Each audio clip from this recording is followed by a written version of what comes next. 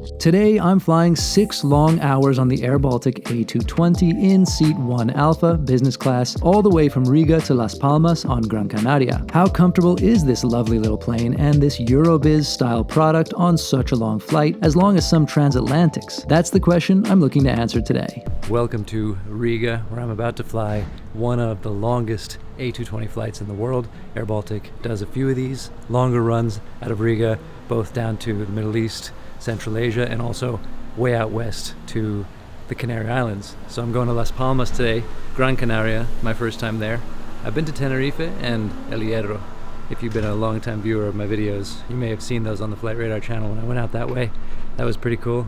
Nice to tick off a new island. When I went to Tenerife, I actually came back here from Tenerife South with airBaltic in the flight deck, and that was another one of these little bit over 6-hour runs, maybe a bit less going east. But pretty cool to fly that far, and it's kind of, you easily forget just how far it is from over here on the eastern edge of Europe out to the Canary Islands, which are basically off the coast of Northwest Africa. So I'm in business class Seat 1A, and I really like airBaltic's business class, even though it's nothing so fancy. They usually have a really nice service, and the food is surprisingly good in general. So we'll see how it is today. We'll see how much we get on this long run. Just tried out their new internet, in-flight internet, for the first time last night for Flight Radar. They don't have that on most of their planes yet. When they do, that'll really be a step up on these. But I've got a little bit of entertainment loaded up and things I can do, so let's see how we go. I'm also running on about 3 hours of sleep, so maybe we'll sleep some of that time too. And should be cool to get some sunshine. I can't wait, just for a couple days. And then more fun in the mix after that. So I'm gonna head over and see if it's time to board yet.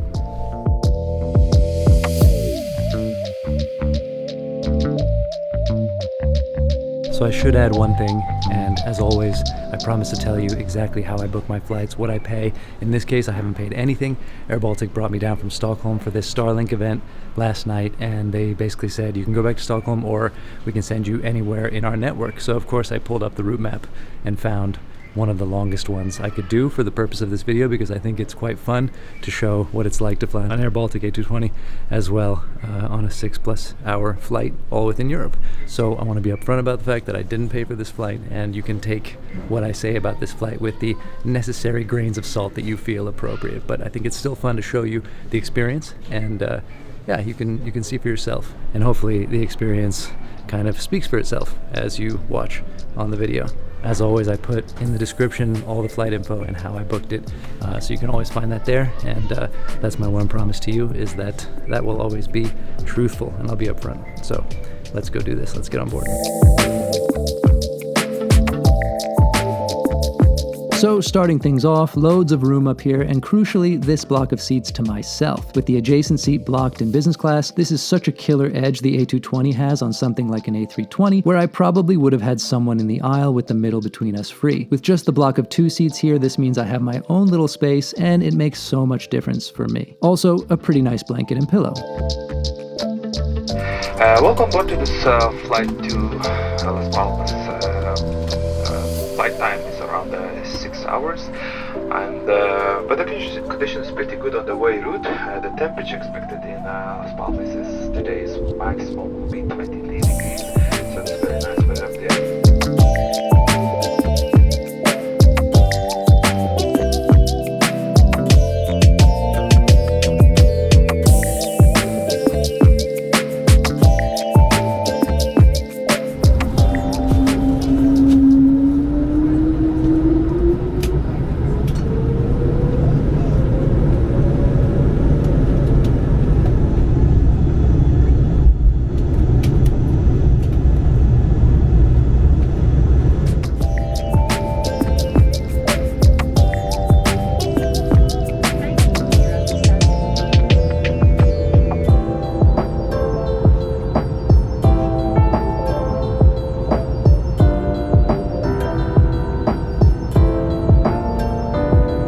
winter scene is quite beautiful out there today, but I am very glad to leave the snow behind for a couple of days in favor of 20 degrees Celsius and sun. airBaltic serves 2 meals on this flight, as it should really, but that is not something you can go in expecting on even the longest European flights, where generally cost cutting is the name of the game. Big credit to airBaltic for doing this right. And their catering is really good in general. The coffee is not bad either. Here's the breakfast, which I am very happy with. That's a substantial offering and it all tastes great. I have to say the croissant gives Air France a run for their money. In fact, I think they might be better on airBaltic. It remains a mystery that the flag carrier of croissant can't quite manage to serve a great one, but that's a question to try and answer another time. All right, about an hour and a half into this flight, we just had the breakfast, which was again just amazing. I'm blown away by the food service on airBaltic, and I'm not just saying that because they gave me this flight for free, including on the 45-minute flight from Stockholm to Riga, which if you follow me on Instagram, you should do that. You will have seen they did quite a nice, decent breakfast on a 45-minute flight. And this is a European carrier. We're not talking about Qatar Airways here. I mean, how many European flights of 45 minutes would you get a full, on-a-tray breakfast service, especially one of these early flights? Actually, it's not just about quantity. I would put their food quality up there among the best in Europe. I'm thinking of Air France, airBaltic. I'm not sure who else matches this. I love the food. I also find that the cabin crew, every time I've flown airBaltic, up here in business class anyway, but anyone I've ever met who works as cabin crew for airBaltic are just fantastic. Super friendly, really good service. Again, I would put them up there among the top few favorites of mine in Europe. And it's really kind of like a sleeper of an airline in that sense. I don't think a lot of people know that it is so high quality on the soft product side. Now, of course, as with most of Europe, you have this basic economy class style seat up here in business class, but the key differentiator there, of course, is that you have the seat next to you free when you're in business. On this side over here on the left side of the A220, where there's only 2 seats, that means you're guaranteed a little block of seats to yourself, which to me is worth so much. It is just so much better than if you have an A320 where, yeah, you've got the middle blocked, that helps, but someone's in the aisle, you still have to sort of push past them, make them get up if you want to get out, and I always do the window no matter what. So yeah, this is just about the perfect solution here. Up here in row 1 we have some extra legroom as well, and I'm not going to have anyone next to me.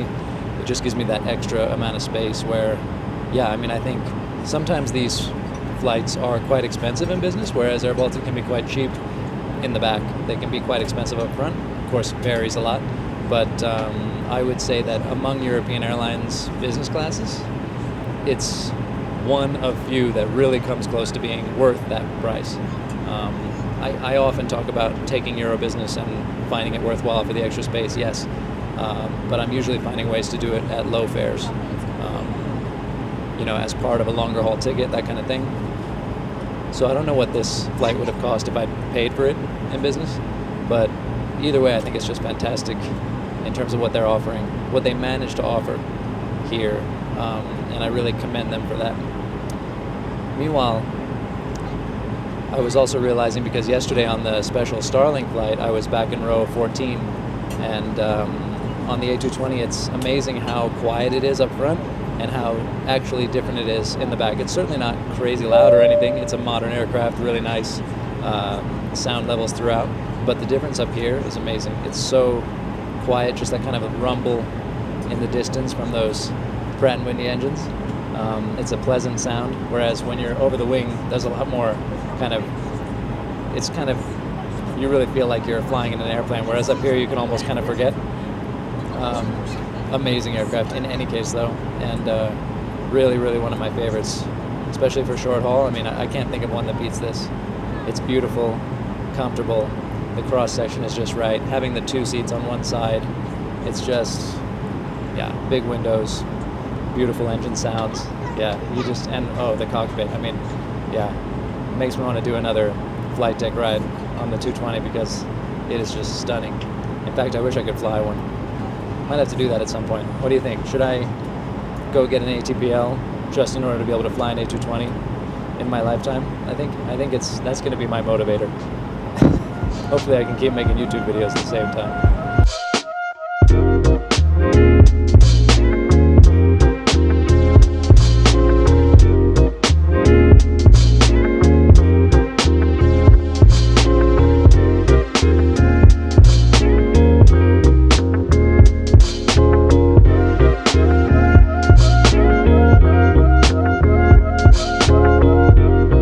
you follow me for a while, you'll know I'm a sucker for a canned cocktail with some local twist. This one is nice, not too sweet at all. And the next 4 hours or so pass by pretty uneventfully, until it's time for the second meal service. This one is smaller, but really nice all the same. And can I just say how good the service was? Really top notch from the flight attendant in charge of business class.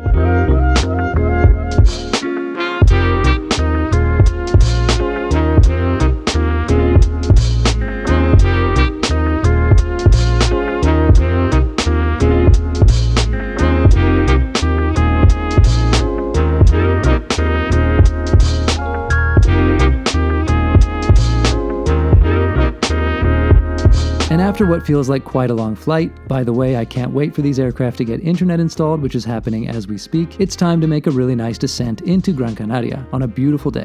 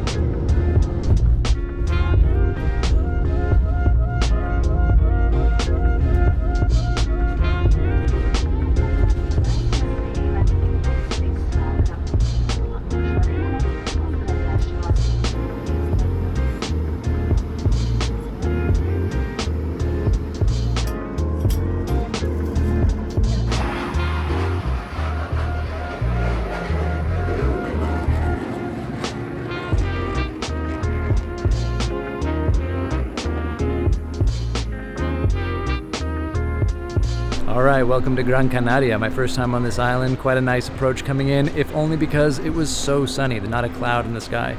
And fun to see all these holiday airlines here. And the Condor 757-300 that I'm going to be taking back out of here on Sunday to Frankfurt. I'm hoping that I'll get one of the 757s that has the stripy livery though, because I have a bad track record with getting the old Condor livery on these European flights so far. But anyway, nice flight on airBaltic as usual. Like I said, the service is what really makes the difference. The food's really good. The one thing is, over 6 hours, you will notice that seat probably on your backside. If you're trying to sleep, you will start to feel it. Especially, I guess, if you slouch down a little bit like I did, and I think would be a normal thing to do in that little seat. Is you can't really get super comfortable when you're trying to nap, so I did manage to nap, but I felt it a little bit. Yeah, at least they give you a pillow, so you can put that under you, or something else if you have a jacket with you. I might recommend trying that, because otherwise it does get a little sore over time. But that's really the only nitpick I would give it. Otherwise, such a nice offering they have, such a beautiful airplane, such a smooth and quiet flight, lovely service.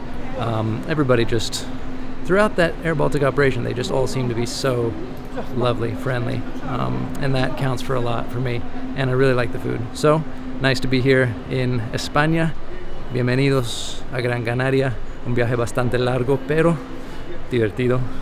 Me encantó el vuelo, y nada, let's go to Las Palmas. I'm gonna get 2 days of sun now before flying back to the goddamn winter.